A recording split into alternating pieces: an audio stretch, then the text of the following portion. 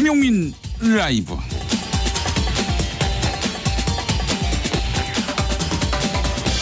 (2019년 4월 22일) 월요일입니다. 안녕하십니까, 김용민입니다. 경북 울진에서 오늘 새벽 지진이 발생했습니다. 규모 3.8.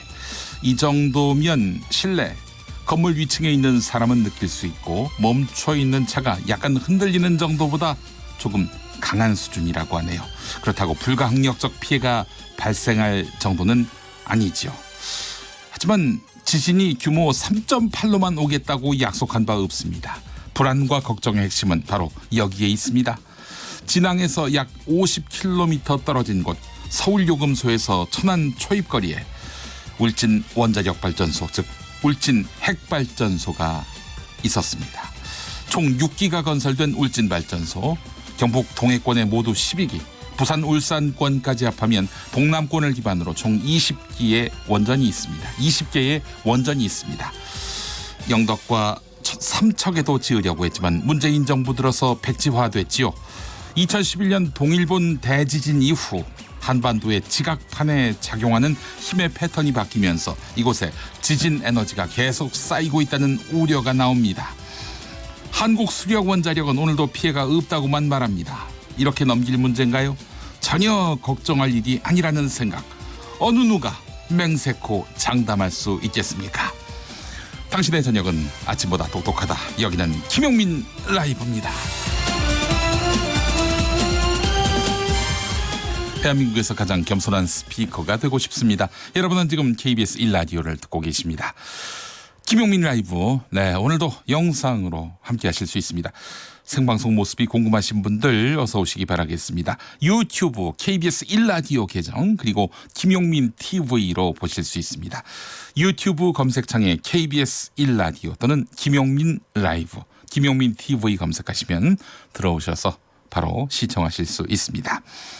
오늘 2부 속 인터뷰에서는 한겨레 박유리 기자와 함께합니다. 박유리 기자는 국회의원 재산 공개 내역을 보고 이번 취재를 시작했다고 하는데, 국회의원 재산 공개 내역에서 유달리 눈에 많이 띄는 것이 논과 밭이었다. 왜 국회의원 재산에 논과 밭이 많을까? 이런 의문에서 시작한 취재였습니다.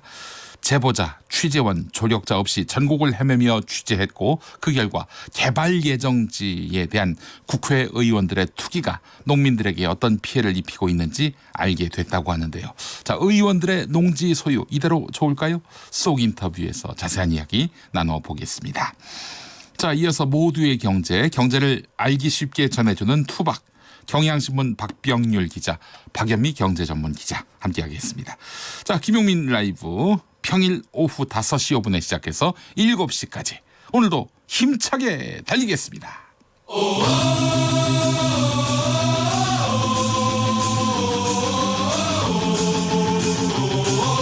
김용민 라이브.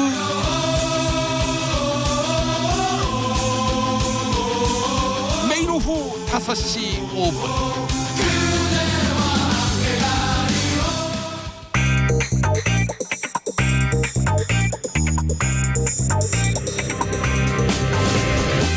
오늘 타임라인을 수놓은 말말말, 김용민 라이브가 수집해서 들려드립니다. 소리로 듣는, 그리고 세상을 읽는 뉴스, 세상의 모든 뜨거운 목소리, 그 말말말에 김용민 생각까지 더해서 리뷰하겠습니다.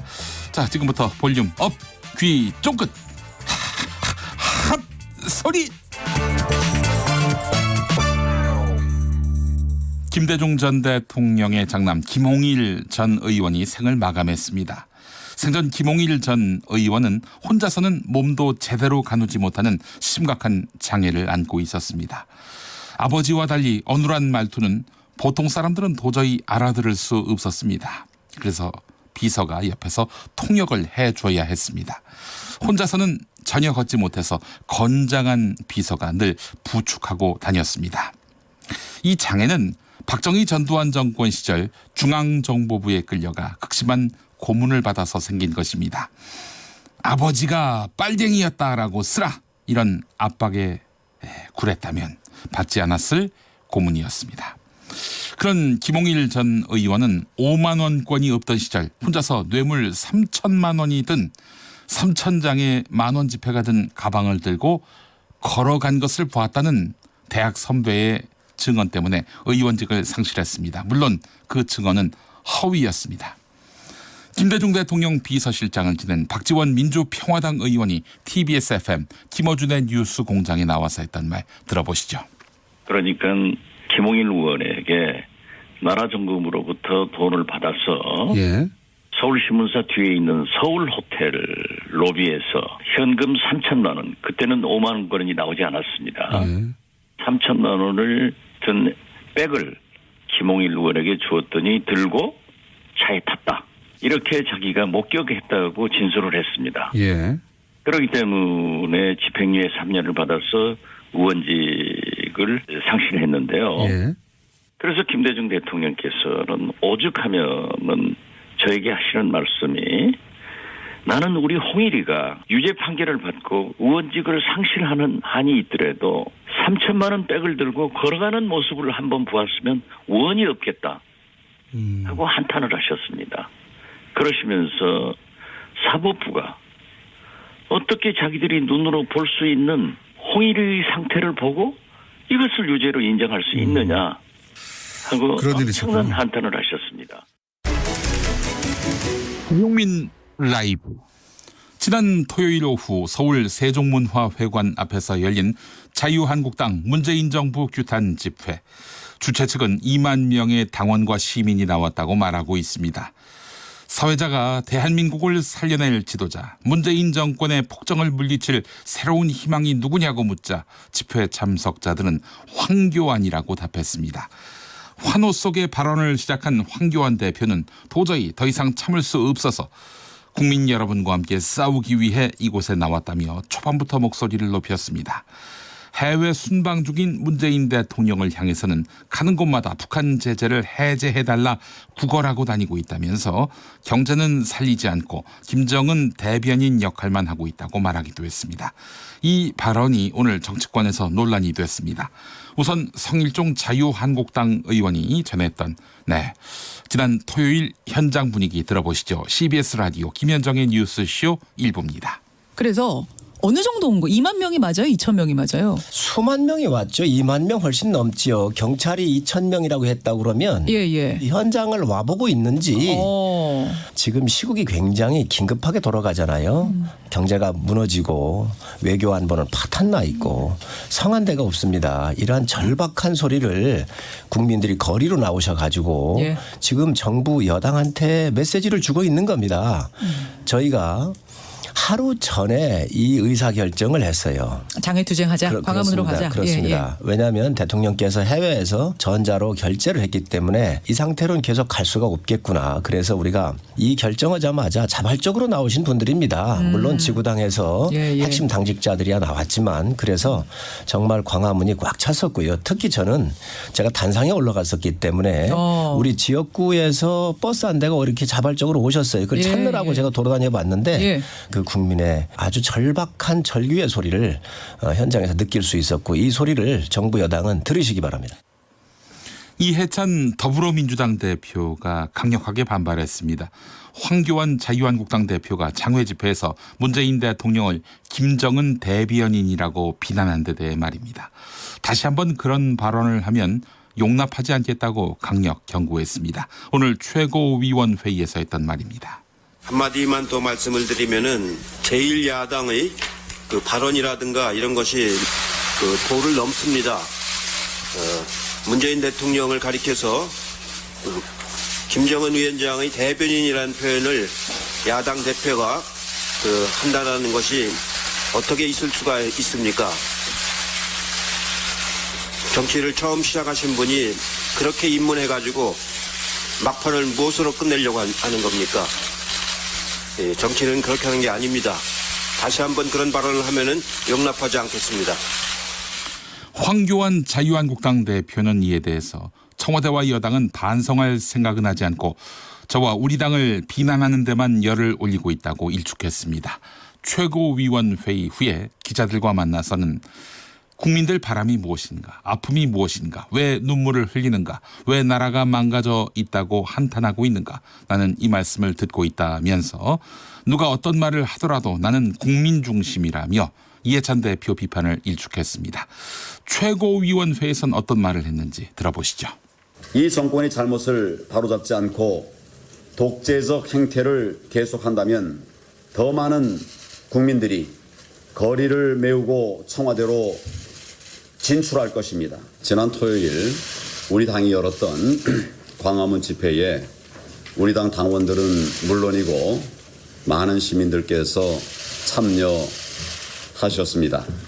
문재인 대통령의 오만하고 독선적인 국정 운영에 국민들께서 엄중한 경고를 보내신 것입니다. 그런데도 청와대와 여당은 반성할 생각은 하지 않고 저와 우리 당을 비난하는 데만 열을 올렸습니다. 경제가 무너지고 민생이 망가지고 있는데도 국민들의 삶은 돌볼 생각하지 않고 끝내 외면하고 좌파 이념 정책에만 매달려 있으니 국민들께서 어떻게 분노하지 않으실 수 있겠습니까? 연세대 총학생회장 출신인 우상호 더불어민주당 의원은 TBS FM 김어준의 뉴스공장과의 인터뷰에서 우리 같은 사람을 빨갱이로 만들어서 출세하더니 이제 정치에서 문재인 대통령을 빨갱이로 매도해서 정치적 이득을 보겠다? 이 버릇을 고쳐야 한다면서 황교안 대표를 겨냥했습니다. 들어보시죠. 그런 사람이 이제 정치에 입문하면서 다른 것은 제가 뭐 정치에서 오가는 얘기니까 그러려니 하는데 우리 같이 민주화운동했던 사람은 이 황교안 씨처럼 말하는 이 공안검사들 절대 용서가 안 됩니다. 우리 사실 이 양반 공안검사라고 안 몰아붙이려고 했는데 개벌은 난 못 준다고 말이에요. 이게 장애 집회에서 첫 발언이 말이야. 문재인 대통령을 김정은 대변인 빨갱이로 매도를 했어요. 이 사람 정치를 이런 식으로 시작하면 안 되는 거예요. 예? 첫 대중 집회에서 말이야. 화가 많이 나셨네요. 아이, 공안검사 기질 못 버리고 있으면 정치에서 말이야. 우리는 감옥 간 거 뭐라고 안 하잖아요. 우리 감옥 보낸 사람들 처벌하라고 안 했잖아요.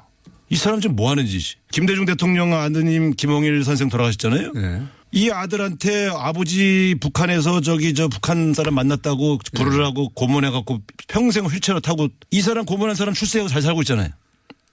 근데 지금 그렇게 해서 정치 온 것도 내가 모른 척 했는데 첫 발언을 말이야. 또 빨갱이 발언이야. 이 양반 이건 이렇게 하면 안 돼. 이건 가만 놔두면 안 돼. 이런 분은. 이건 아주 심판을 받아야 됩니다. 국민들에게. 김용민 라이브. 자유한국당을 제외한 여야 사당이 고위공직자범죄수사처에 부분적인 기소권을 부여하는 안에 합의했습니다. 공수처에 수사권과 영장 청구권을 주고 검찰의 불기소 처분에 대해서 법원에 재정 신청할 권한을 부여하되 판사, 검사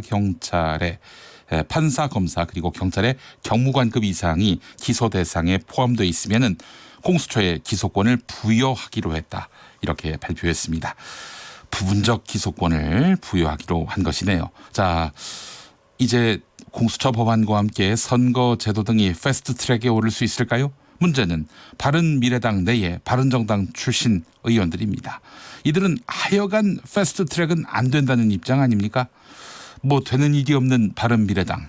이 상황을 두고 바른미래당에서 이미 마음을 철수시킨 이상돈 의원, YTN 라디오 김호성의 출발 새 아침에서 이렇게 입장을 밝혔습니다. 이 바른미래당을 만드는데 가장 단초를 제공한 사람, 처음 이 아이디어를 전파한 사람이 누구냐 그러면 이원주 의원입니다. 네네. 이원주 의원은 거기서 탈출해서 한국당 가려고 그러잖아요.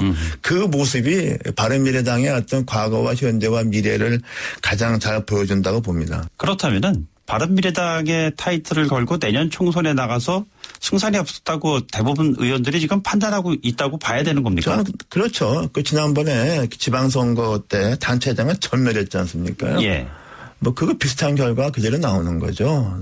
그래서 이제 의원들 입장에서는 다시 의원을 더 하고 싶은 의원들은 뭔가 대책을 강구하고 싶었는데 저는 그것도 그렇게 만만치 않다고 봅니다. 왜냐하면 그 지역구 의원들 그 사정이 하나하나 보더라도 이렇게 만만치 않습니다. 예. 그리고 바른미래당의 위상 자체가 애매하기 때문에 지금 양당의 어떤 양극화 이런 상황에서 네네.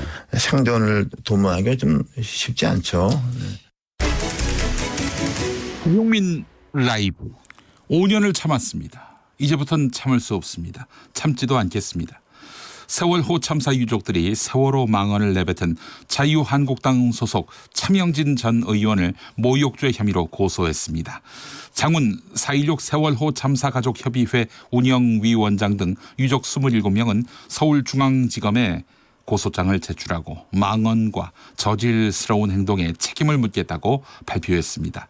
또 다음 주 중 같은 당 정진석 의원도 고발하겠다고 예고했습니다. 형사뿐만 아니라 민사도 진행하기로 했습니다. 차명진 전 의원 자식의 죽음에 대한 세간의 동병상련을 회쳐먹고 찜쪄먹고 그것도 모자라 뼈까지 발라먹고 진짜 징하게 헤쳐먹는다 이런 말을 했죠. 정진석 의원 남의 글을 인용하는 형식을 빌려서 세월호 그만 좀 우려먹으라고 하세요. 이제 징글징글해요 라는 글을 올렸습니다. 세월호 참사 전날 그리고 당일의 말입니다. 장훈 위원장의 말 들어보시겠습니다. 자유한국당과 차명진에게 묻겠습니다. 당신의 아이들이 가만히 있으라는 지시를 받고 구조를 기다려다 전부 죽었다면 당신의 아이들이 선녀에 갇혀 참혹하게 죽어가야 했다면 당신들은 가만히 있을 겁니까? 보상금만 받으면 당신 아이의 죽음을 당신 아이를 죽인 그 자들을 용서하고 친북할 겁니까? 당신들에겐 돈이 자식보다 중요할지 모릅니다. 우리는 아닙니다. 우리는 세상 그 무엇보다도 내 자식이 중요합니다. 내 자식 죽인 자들 용서하고 살 수 없는 부모들입니다. 안전한 사회를 만들자고 하지 않았습니까? 세월호 이전과 이후가 달라져야 한다고 하지 않았습니까? 당신들의 망언과 저질스러운 행동에 책임을 묻겠습니다. 법적인 책임과 사회적인 책임 그리고 도덕적인 책임까지 묻겠습니다. 자유한국당에 엄중히 요구합니다. 차명진, 정진석 2명의 징계 결정이 당신들의 참여의 기회가 되기를 바랍니다. 김홍일 전 의원은 고문 피해로 인해서 받은 국가보상금 1억 2,400만 원으로 장학재단을 만들어서 장학금을 내놓았습니다. 아버지가 인동초의 삶을 살았다면 아들은 파초의 삶을 살지 않았나 생각합니다. 수화진의 파초 흐르고 있죠.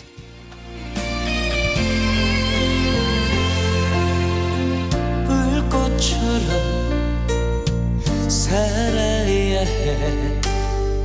오늘도 어제처럼 저 들판에 풀잎처럼 우리 쓰러지지 말아야 해. 모레는 사람들을 아끼고 사랑하며 행여나 돌아서서 우리 미워하지 말아야 해. 하늘이 내 이름을 부르는 그날까지 순하고 아름답게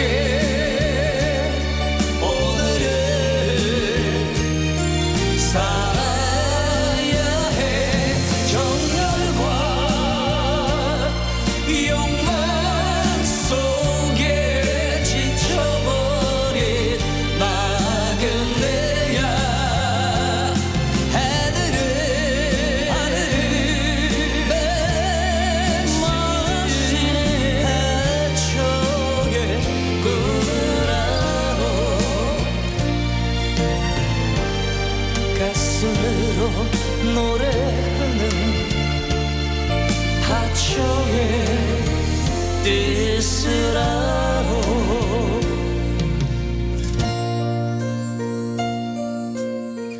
네, 주말예님, 김홍일 전 의원의 인생 정말 안타깝습니다. 정치가 한 개인의 일생에게 얼마나 큰 죄를 지었는지 반성해야 할 것입니다. 네, 고문한 사람들 떵떵거리면서 잘 살고 있다고 하죠. 피해자는 그 모든 뒷감당을 일생 동안 해야 하고 말이죠. 자, 우태성님, 김홍일 전 의원 고문 때문에 정말 많은 고통을 당했는데 김홍일 전 의원에게 고문을 가한 자들, 한 자리 차지했던 자들 인간적으로 반성 안 한다면 그는 인간이 아닙니다라고 하셨고요.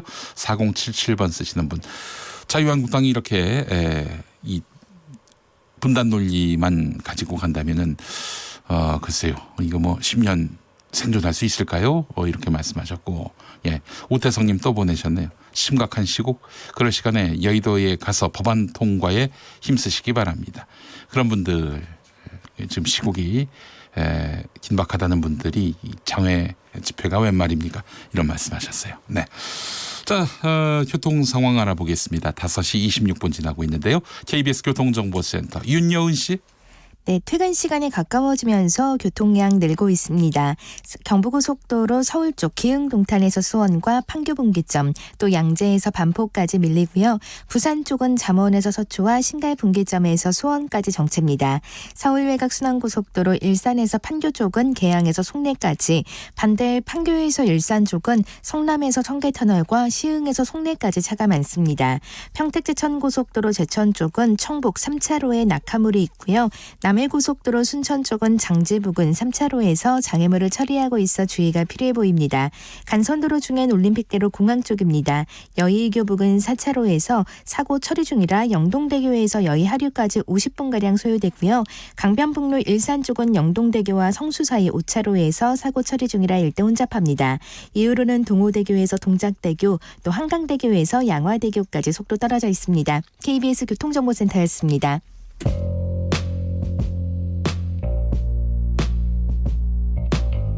당신의 저녁은 아침보다 똑똑하다.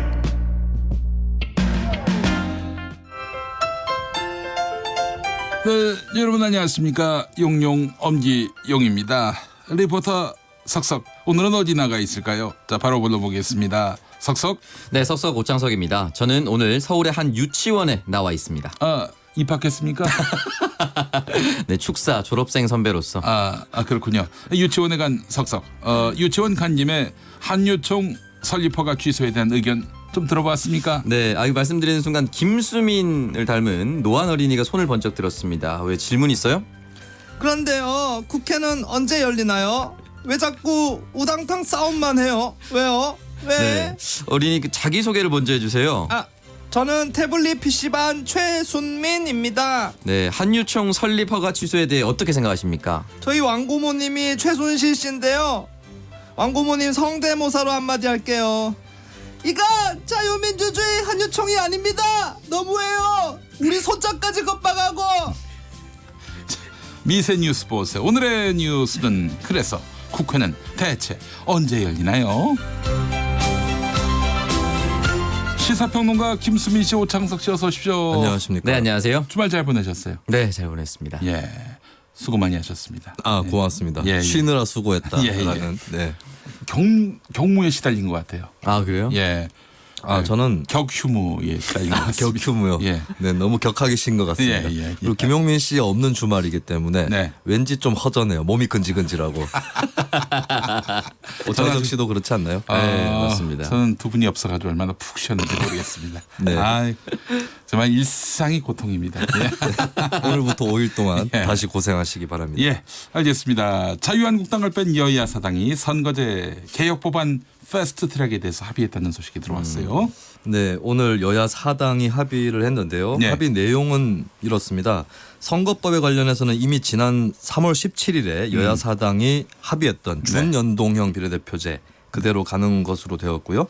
공수처법이 관건이었었죠. 예. 공수처는 기소권을 제외하고 일단 수사권, 영장 청구권, 검찰의 불기소 처분에 대한 법원의 재정 신청할 권한 여기까지 부여하면서 동시에 판사, 검사 그리고 경무관급 이상의 경찰이 기소 대상에 포함될 경우에는 공수처의 기소권을 부여한다라는 안이 들어갔습니다. 그리고 예. 공수처장은 어떻게 추천하느냐. 네. 여야 각 2명씩 추천위원을 배정을 하고 총위원의 5분의 4 이상이 동의를 얻어야 2명의 위원을 추천할 수 있습니다. 예. 그 2명 중 1명을 대통령이 지정하는 것으로.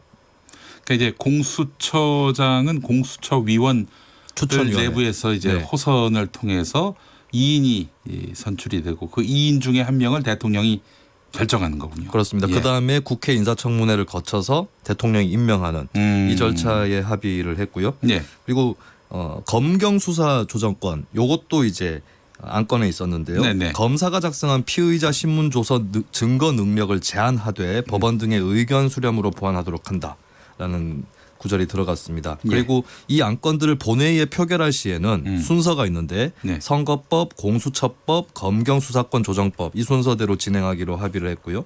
이 안에 대해서 각 당이 4월 25일까지 네. 의총을 통해서 추인을 받은 다음에 네. 정치개혁특별위원회와 사법개혁특별위원회에 목요일에 이것을 패스트트랙으로 지정하기로 일단 합의했습니다. 아, 그러면 어떻게 되는 거예요 앞으로? 이게 만약에 각 네. 당의 추인을 받았다. 네. 그러면 각 당의 추인을 받으면 전체 의원의 서명 없이도 네. 각 위원회의 5분의 3 이상의 의원들이 동의가 있으면 패스트트랙 지정이 되거든요. 근데 이제 바른미래당까지 다 합치면 5분의 3이 넘습니다. 두 개 위원회 다. 네. 근데 문제는 이제 각 당에서 추인을 받을 거냐. 예. 이게 문제가 되고 있죠. 민주당이나 정의당이나 민주평화당은 될 것 같은데 바른미래당이 문제 아닙니까? 지금 정의당 빼고 다 안심 못한다는 얘기도 있습니다. 아, 민주당도 안심 못한다? 민주당 같은 경우는 당 내에 굉장히 불만이 있는데도 지역구 의원들 많으니까. 네, 지역구를 선거제 개편을 통해서 많이 줄이게 되고 또 네. 공수처 안에 대해서도 기소권을 다 줘야지 왜 이렇게 절충하느냐라는 불만이 있습니다. 그래서 그 부분이 어떻게 될지는 좀 미지수인 것이 있고요. 선거제도가 더 불만이겠죠. 공수처 안보다는. 근데 뭐 의원마다 좀 다를 것 같아요. 네. 근데 그게 지금까지 표면화가 안 됐기 때문에 네네. 오히려 좀 불안한 감이 있고 이제 바른미래당은 우리가 뉴스를 보면 익히 알다시피 지금까지 계속해서 갈등을 빚어왔고 네. 이게 바른미래당 안에서 당론으로 채택되려면 전체 그 재적 의원의 3분의 2 이상이 찬성을 해야 되는지 예. 아니면 과반이 찬성을 해야 되는지 이것도 분명하게 정리가 안 돼 있는 상태예요. 네. 네. 그리고 몇 명의 의원이 찬성하고 반대하는지도 뚜렷하게 나와 있지 않습니다. 예. 각각 다 생각이 달라서 네. 바른미래당은 다른 미래당으로 다른 미래당 자신의 정치적 미래도 다른 미래당으로 계층해야 하는 거 아닌가 하는 생각을 해봤습니다. 이게 좀 희한한 게 바른미래당이 당론을 정하면 그게 국가의 논의가 되는 거 아닌가. 거꾸로 그만큼 당론을 정하기가 어려운 당이다라는 것이죠. 알겠습니다. 자, 오늘 오전에 그 여야 5당 원내대표 모임이 있었는데 이때 자유한국당 나경원 원내대표하고 문희상 국회의장의 설전이 있었다고 하더라고요. 네, 그 임시국회 공전 사태를 막기 위해서 여야 5당 원내대표가 만났습니다. 근데 만났는데 사실은 이제 긍정적인 결과물은 나오진 않았고요. 서로 하고 싶은 말만 하고 남긴 것이 아니냐라는 생각이 듭니다. 민생 입법 등을 추진해야 된다라는 그런 공감대는 형성을 했지만요.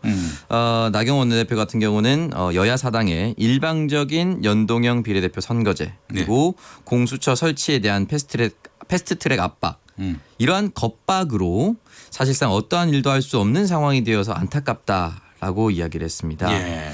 여기에 대해서 문희상 국회의장은 겁박은 누가 하는지 모르겠다라고 이야기를 남겼습니다. 예, 그래요. 패스트트랙이 이제 성사되면은 자유한국당으로서는 상당히 좀 낭패에 처하게 되는 거 아닙니까? 근데 꼭 그렇다고 볼 수는 없는 게 패스트트랙은 넌스톱 트랙이라고 봐야 됩니다. 그러니까 빨리 가지는 않아요. 며칠 걸리는 것이고 네네. 잘못하면 뭐 연말 혹은 연초까지도 갈 수 있는 건데 그 사이에 자유한국당이 다른 절충안을 가지고 협상에 들어오면 안이 또 수정될 수도 있는 거거든요. 일단은 나경원 원내대표의 지도력의 일정 부분 흠집이 가해지는 것만은 분명하지 않아요? 근데 오히려 이때다 하면서 대여 강경 투쟁의 드라이브를 더 걸 수도 있는 거겠죠. 그냥 뭐 그렇습니다라는 말 한마디 안 하려고. 아유, 정말. 자로된 듯한 중립. 그렇습니까? 그렇지 않습니다. 이렇게 다양한 의견. 거꾸로 그 김용민 MC께서 나경원 원내대표는 이 기세를 더 올려가지고 당내 입지를 공고화할 수 있겠군요라고 말씀하시면 제가 거꾸로 그래도 원내대표는 협상을 잘 해야 되는데 그렇게 강경투쟁만 해서 되겠습니까? 이렇게 얘기를 했을 거예요. 제가 굳이 너는 반대만 하는 거야. 반대를 위한 반대. 보십시오. 자로된 듯한 중립이라고 나와 있습니다. 너는 달을 그게 아니라 역할을 분담해서 이쪽에서 A라고 그러면 이쪽에서 B일 수도 있다. 이런 얘기를 해줘야 정치자들이 균형을 잡고 사안을 바라볼 수 있습니다. 자로잰 듯한 반대. 넌 왜 뛰어드냐? 네, 농담이었습니다. 자, 다음 소식 한번 살펴볼까요? 예. 네, 서울시 교육청이 계약 연기 투쟁을 벌였던 한국유치원총연합회, 줄여서 한유총이라고 하죠. 설립 허가를 결국 취소했습니다. 네, 이게 민법 38조에 따르면요, 법인이 정관상 목적 외에 사업을 수행한 경우에 설립 허가 조건에 위반하거나 기타 공익을 해야 하는 행위를 한 경우 주무관청이 설립 허가를 취소할 수 있다라고 나와 있습니다. 그렇죠. 예. 네, 여기서 말하는 법인은 한유총이고요. 주무관청이 서울교육청이 되겠죠. 여기에 대한 뭐 계약 연기 투쟁, 그리고 집단 휴원, 폐원 추진, 그리고 온라인 입학 관리 시스템인 처음 학교로 집단 참여 거부 등이 예. 공익을 해치는 행위다라고 간주된 것 같습니다. 예, 알겠습니다. 아, 그래요. 한유총이 근데 사단법인 설립이 취소됐군요. 예. 네. 이 재산, 남은 재산은 다 국고에 귀속이 돼요. 네, 이게 법적 지위를 잃고 청산 절차를 밟게 됐는데요. 자녀 재산은 정관에 따라 모두 국고에 귀속이 된다. 네. 이게 아마 큰 타격이 될 것 같습니다. 모든 정관이 다 그래요. 네. 국고에 다 귀속되게 돼 있습니다. 그래요. 왜 그 공익을 해치는 일을 하다가 이렇게 구중고를 입게 됐는지 모르겠습니다. 네, 일단 여기서 한유총 관계자는 뭐 취소 사유가 회원들이 받아들일 수 있을 정도로 합리적이면 수용할 것이다.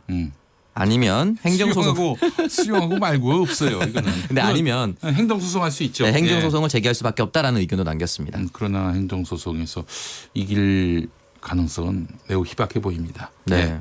이길 가능성이 있다고 얘기해야 되는 거 아닙니까? 희박해 보인다고요? 네. 없지 않아 보입니다. 아, 알겠습니다.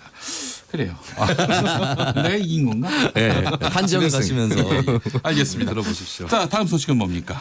네, 여론조사기관 리얼미터와 조선일보, 중앙일보 사이에서 공방이 일어나고 있습니다. 그 이유는 이미선 헌법재판관에 관련된 여론조사 결과 때문인데요. 리얼미터가 이 문제에 관해서 2번 여론조사를 실시했어요. 1차에 실시했을 때는 헌법재판관으로 임명하는 데 대해서 어떻게 생각하느냐, 그러니까 적격이냐 부적격이냐 이렇게 물었거든요. 처음에는. 그러니까 부적격이 54.6%, 적격이 28.8%로 나타났습니다. 월등한 격차네요. 예, 부적격이 많이 높았죠. 그런데 이 이후에 사실은 리얼미터에 대해서 항의하는 목소리도 많았어요. 왜냐하면 이미선 당시 후보자가 주식을 다 처분해서 내놓기로 그렇게도 약속을 했었고 그리고 몇 가지 뭐 특별한 위법 사유가 없다 이렇게 해가지고 주말 사이에 여론이 반전되기도 전에 리얼미터가 너무 급박하게 여론조사를 실시한 거 아니냐 이런 비판이 있었거든요. 그래서 리얼미터가 2번째 다시 한 번 더 여론조사를 실시하는데 이때의 질문이 좀 바뀌었습니다. 문재인 대통령이 이미선 후보자를 임명하는 것에 대해서 어떻게 생각하시냐. 그러니까 적격이냐 부적격이냐에서 대통령의 임명에 관련된 찬반으로 바뀌었는데 자, 1차 때는 이미선 후보자가 적격이냐 부적격이냐. 2차에서는 문재인 대통령이 이미선 후보자를 임명하는 것이 옳으냐. 틀렸냐. 그렇죠. 예. 거기에 대해서 임명 찬성이 43.3, 임명 반대가 44.2. 어이구. 굉장히 좁은 오차 범위 이내에서 팽팽한 답변이 나와서 1차 조사 결과와는 좀 다른 그런 분위기를 느낄 수가 있죠. 여기에 대해서 조선일보, 동아일보는 이 질문 순서를 질문의 내용을 바꾸면서 일종의 여론 호도를 한 것이다라고 강한 비판을 제기를 하고 있고요. 리얼미터 측에서는 설문 문항이 상황에 따라서 바뀐 것이다라고 그렇게 반박을 하고 있습니다. 실제로 그 질문을 슬쩍 바꾸면은 결과가 크게 달라지는 경우도 있어요. 네, 그렇습니다. 자, 그래서 어찌된 일인지 리얼미터 여론조사를 한번 좀 소상히 짚어보기 위해서 이택수 리얼미터 대표 연결했어요. 이택수 대표님 나와 계시죠? 네, 안녕하세요. 네, 대표님. 네네. 지난주였습니다. 이미선 헌법재판관에 대한 적격성 조사 결과 닷새 만에 긍정 여론이 15% 상승했다고 발표한 것을 두고 일부 매체들, 오늘은 또 자유한국당도 논평을 냈는데 리얼미터가 질문을 바꿔서 여론을 왜곡했다 이렇게 지적했습니다. 이거 어떻게 보세요? 여론을 왜곡하지 않았고요. 저희가 그 시사 관련된 여론조사 할 때는 당시의 상황에 맞춰서 여론 문항을 언론사와 협의해서 구성을 하는데 지난 첫 번째 조사, 그러니까 12일 날 실시된 조사는 이미선 당시 헌법재판관 후보자의 청문회가 이루어질 때였었습니다. 그래서 이제 자격이 있느냐, 적격 부적격으로 물어봤었고요. 그다음에 시일이 좀 지난 다음에 17일 날은 그때는 청문회가 끝난 이후죠?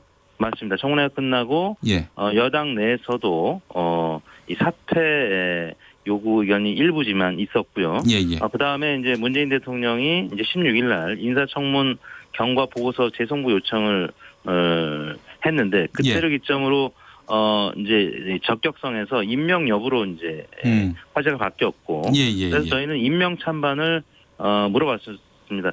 늘상 장관 후보자들 중에 논란이 되는 후보자에 대해서는 저희가 임명 찬반으로 물어왔었고요. 지금 임명 단계에 갔었기 때문에 임명 찬반으로 물어봤던 것이죠. 네. 자, 그래서 이 논란이 되니까 리얼미터가 그 지난 19일에 또 긴급 여론조사를 했어요. 세 번째 조사. 예. 그렇습니다. 중앙일보하고 이제 조선일보 그리고 이제 유튜브 신의 한수에서 지적한 것이 문항이 바뀌었기 때문에 여론이 바뀌었다. 이렇기 때문에 이거는 올바른 여론 조사 결과 아니다라고 해서 저희가 자체적으로 중앙하고 조선일보가 원하는 방식대로 동일한 질문으로 19일 날 3차 조사를 한 것입니다.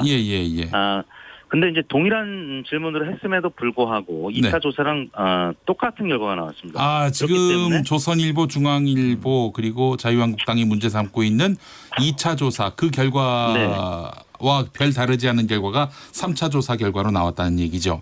그렇습니다. 17일 날 임명 찬반이 반대가 44, 찬성이 43이었는데 그 19일 날 조사한 거는 반대 의견이 3%포인트 상승했고요.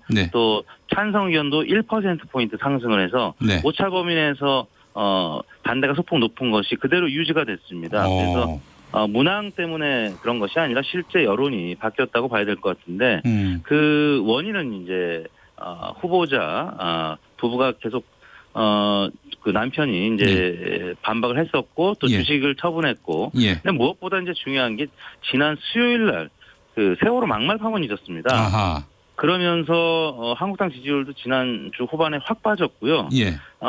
동일한 시기에 했던 저희 리얼미터 조사 말고 그 인터넷 보수 매체인 데일리안에서 RN서치의 이미선 후보자의 사퇴 여부 아까 말씀드린 대로 여당 내에서 일부 사퇴 의견이 있었기 때문에 사퇴 여부에 대해서 물론 다른 워딩이죠. 리얼미터와 다른 워딩이었는데 여기서도 17일 2차 조사 때 임명 찬반 결과랑 거의 비슷한 반대 42, 찬성 47 오차 범위 내에서 찬반이 엇갈리는 결과가 나왔습니다. 그래서 저희 3차 조사나 아니면 RN서치의 조사 결과를 봤을 때 이건 워딩 때문에 그런 것이 아니라 여론이 실제 변했다고 그 확인이 되는 그런 상황인 것이죠. 다른 조사에서도 리얼미터와 흡사한 결과가 나왔다 이 말씀이네요. 그럼에도 불구하고 인용하지 않습니다. RN서치 데일리안 조사도 결과가 17일 날 발표가 됐는데 전혀 인용하지 않고 리얼미터 조사만 비판을 하는 것이죠.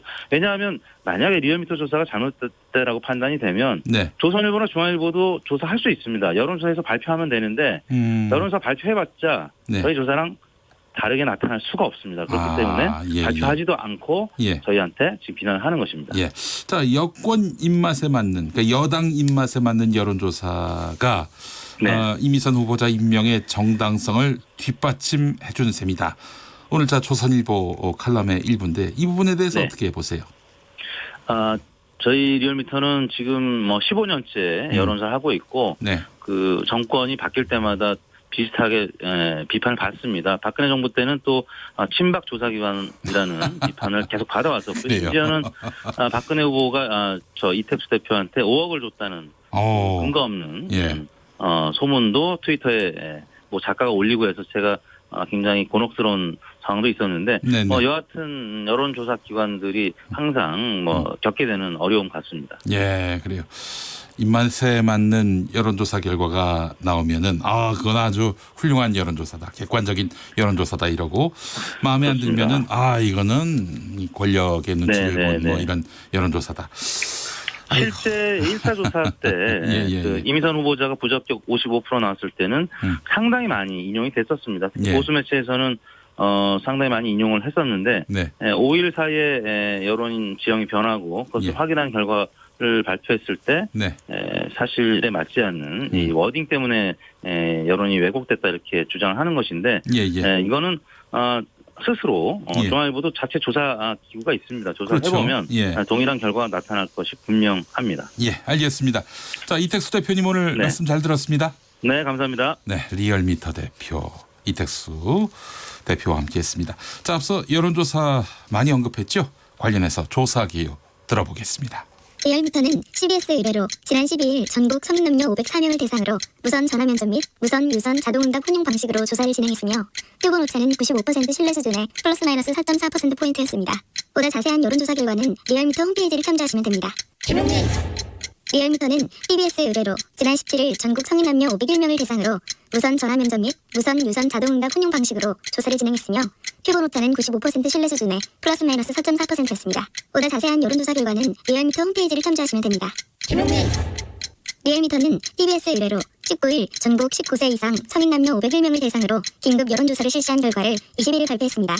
응답률은 5.1%였으며 무선 전화 면접 및 무선 유선 자동응답 혼용 무선 전화와 유선 전화 병행 무작위 생성 표집들을 통한 임의 전화 걸기 방법으로 실시했습니다. 표본 오차는 95% 신뢰 수준에서 플러스 마이너스 4.4%포인트였습니다. 보다 자세한 여론조사 결과는 리얼미터 홈페이지를 참조하시면 됩니다. 네, 그래요. 아, 어때요? 자로잰 듯한 여론조사 개요. 네. 저 궁금한 게 있는데요. 예. 이 브리퍼가 원래 읽던 네. 조사 개요를 성우가 읽었잖아요. 네네. 그러면 저희 출연료 깎이나요? 좋은 아이디어 주셨네요. 네. 반영하도록 하겠습니다. 이건 정말 성우분이 근데 이런 목소리를 내고 출연료를 챙겨가는 것도 이상하네요. 최대한 저희가 이 성우 아닌 거 아니에요? 기계음 아닙니까? 아니요. 이 컴퓨터. 최대한 저희가 줄여서 네네. 여러분들께 개요를 알려드렸습니다. 자, 미세 뉴스 보세와 함께하고 있습니다. 김용민 브리핑 1부 5시 46분 지나고 있는데요. 자, 어떤 소식입니까, 김수민 평론가? 네, 박근혜 전 대통령 측이 허리디스크를 이유로 해서 형 집행정지를 신청한 바가 있죠. 오늘 오전에 경기도 의왕시에 있는 서울구치소를 검찰 측에서 방문했습니다. 예. 임검이라고 해서 현장 조사인데 네네. 의사 출신 등 검사 2명이 변호인이 동석한 가운데 절차를 진행했고요. 박 전 대통령을 면담하고 나서 구치소 내의 의무 기록 등을 검토했습니다. 이 절차가 끝나면 검찰은 7명으로 구성된 심의위원회에서 형 집행정지 사유가 있는지 심사를 하게 되고요. 이 심의 결과를 토대로 윤석열 서울중앙지검장이 최종 결정을 내리게 됩니다. 네, 그래요. 허리가 많이 아프다. 네. 어떻게 표현을 했더라요? 불에 대인 것 같고 칼로 살을 베는 듯한 통증. 어떻게 보면은 뭐 의학적으로 명확한 설명은 아니기 때문에 네. 의사를 포함한 이 검사들이 확인을 하러 간 것이죠. 근데 허리 디스크 때문에 형 집행정지를 받은 피의자는 형 집행정지면 피의자가 아니군요. 이게 재소자가 되나요? 네, 그렇습니다. 기결수. 네. 기결수가 되는 거죠. 기결수가 없죠, 사실. 허리 디스크 때문에 형 집행정지를 받은. 네. 이렇게 몸이 아파서 형 집행정지되는 사례 자체가 네. 비중이 굉장히 낮습니다. 형 집행정지를 받으려면 정말 뭐 목숨이 왔다 갔다 하는 생과 사의 그 경계선에 서 있는 이런 분들에게 해당되는 것이 바로 형 집행정지인데 굉장히 드문 일이기도 하고요. 그리고 영남제분 사모님이라든지 뭐 태광실 미호진 회장 이런 것들을 봤을 때 형 이런 집행정 것들이 아니 이런 분들이라고. 이런 사례, 예, 이런 이런 사례, 사례. 그러니까 예. 이제 거스란 건 대명사죠. 예. 더 어려워졌다. 국민들이 훨씬 더 관심 있게 지켜보고 있죠. 네, 그렇습니다. 이런 사례라고 해주세요. 네. 이런 것이라니. 이런 사례, 사람을 개별적 가리킨 건 아니니까. 야, 예. 뭐 이렇게 대변을 합니까? 대변인입니다. 네, 대변인입니까? 알겠습니다. 자, 그래요. 어떻게 서울중앙지검이 결정 낼지 주목됩니다. 그 윤석열 지검장 공교롭게도 또 국정농단 특검의 그 바이스 아니었습니까?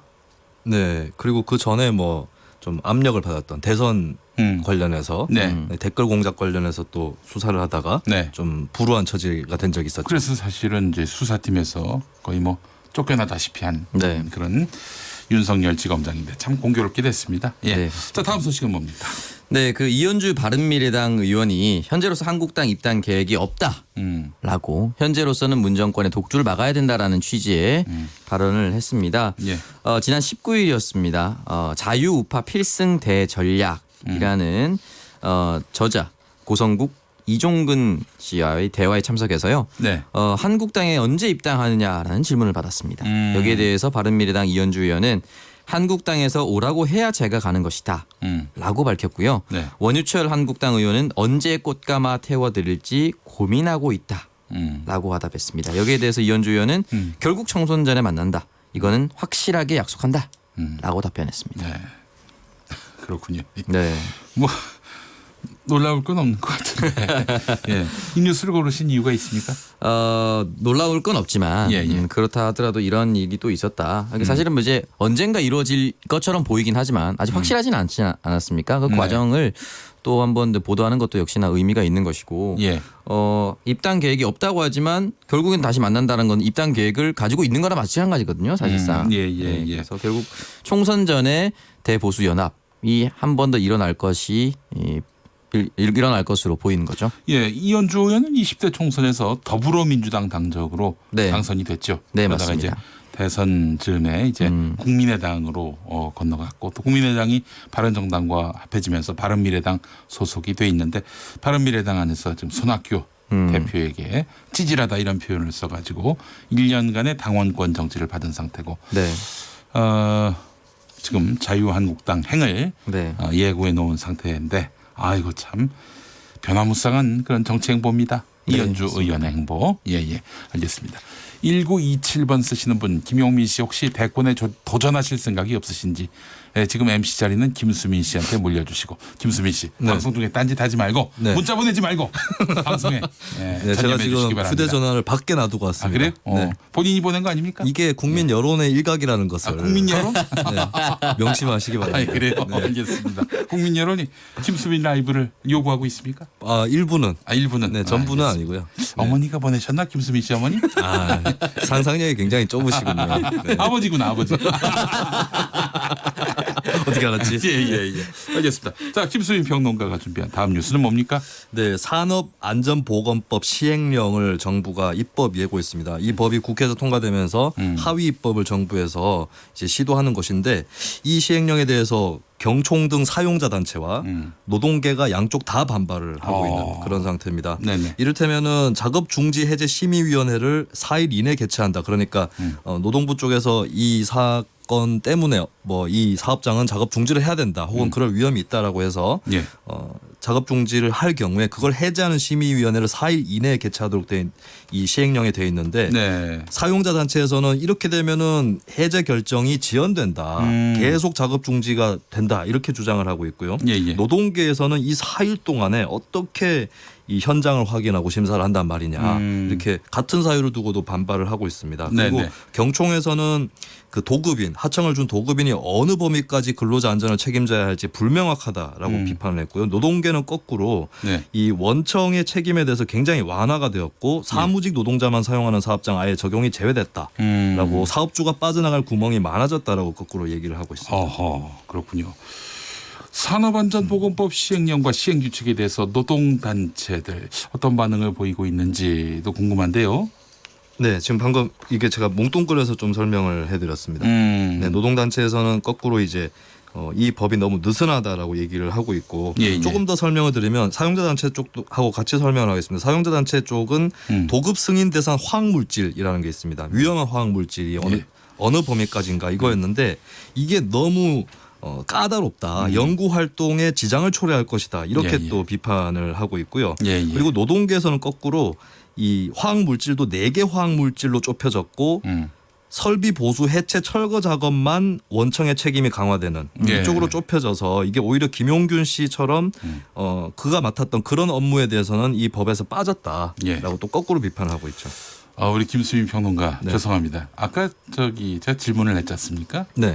제가 그 전에 답변하시는 거 설명하시는 걸 한 귀로 듣고 흘리는 바람에 이미 설명하신 내용을 또 물어봤어요. 그렇지만은 그렇게 물어보셨지만 제가 미처 설명하지 않았던 조금 뒤로 밀어놨던 부분을 뒤에서 다시 답변을 드리면서 답변이 별로 중복되지 않는 이런 묘를 발휘했다라는 것을 밝혀드립니다. 대본대로 합시다. 대본대로. 네, 제가 시간이 많지 않은 것 같아서 노동계와 MC가 은근히 챙길 게 많습니다. 아니 제가 시간을 줄여드렸는데도 각자 서로 얘기 안 듣고 지금 막 서로 대본대로 하자고 이런 얘기는 왜 나오는 겁니까? 자, 마무리할 시간 됐습니다. 민해 안수부터 할까요? 민해 안수. 네, 아까 전에 리얼미터랑 조선중앙일보 여론조사 갖고 이제 공방 소개를 해드렸는데요. 저는 뭐 간명하게 정리할 수 있을 것 같습니다. 문제가 바뀌면 답은 달라진다. 아, 네, 원래 그런 문제가 법이다. 바뀌면 네네. 답이 달라지기 마련이다. 예, 알겠습니다. 그 문제를 다시 던지면 되겠네요. 뭐 어렵고 복잡한 사안이 있을 때 말이죠. 네. 서로 낱마처럼 얽힌 사안에 대해서는 다시 문제를 제기함으로써 다시 이 문제를 골똘히 생각하면서 새로운 답을 찾을 수 있다. 기존의 답만을 고집할 것이 아니라 새로운 답을 도출해내면 된다. 이런 결론을 내릴 수 있는 거 아니겠습니까? 네. 자, 서기한수로 가겠습니다. 네, 저도 여론조사 관련해서 말씀드리겠는데요. 여론조사는 경청의 대상이지 의심의 대상이 아니다라고 말씀드리고 싶습니다. 알겠습니다. 자, 이렇게 해서 두 분과 함께한 시간이었습니다. 미세 뉴스봇에 수고 많이 하셨습니다. 고맙습니다. 예. 자, 김용민 라이브 이렇게 해서 1부 마무리하겠습니다. 6시 5분에 다시 오겠습니다.